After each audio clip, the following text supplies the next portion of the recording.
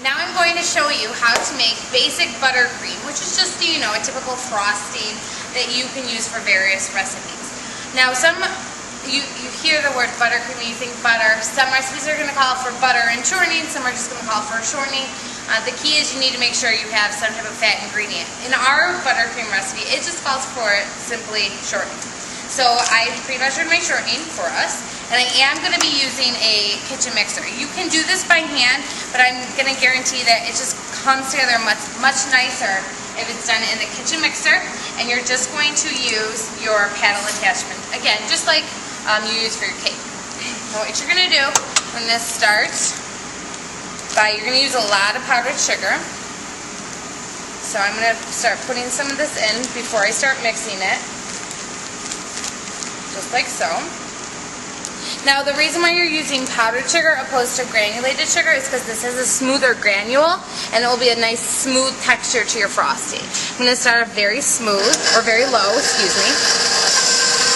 And then gradually increase, and what's happening is the sugar is kind of going to start crumbling together with the fat ingredient, which is our shortening.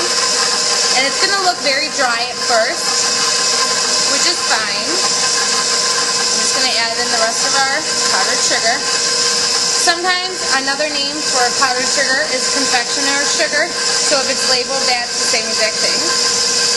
Let's throw this away. I'm going to wipe down my area because I can't stand mess while cooking, so I'm going to clean as I go. And as you can see, you don't even know where the shortening is anymore. So now I'm going to add in my vanilla. Going to help start bringing out some flavor. And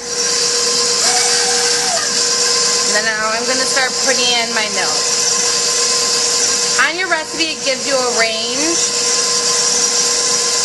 So I'm going to add it right in between the range and then kind of add more or less depending on what I think it should have.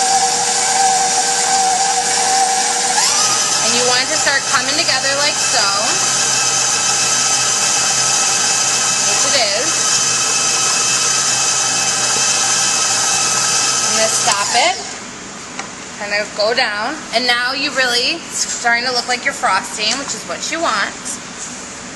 And I'm going to just scrape the sides, like so. Put it back up, mix. And it's looking like my perfect frosting that I want, very spreadable. And now I'm just going to dye it, just so you can see that you can dye frosting anyway. I'm going to use red, because red is for love, and we all love pastry chef class.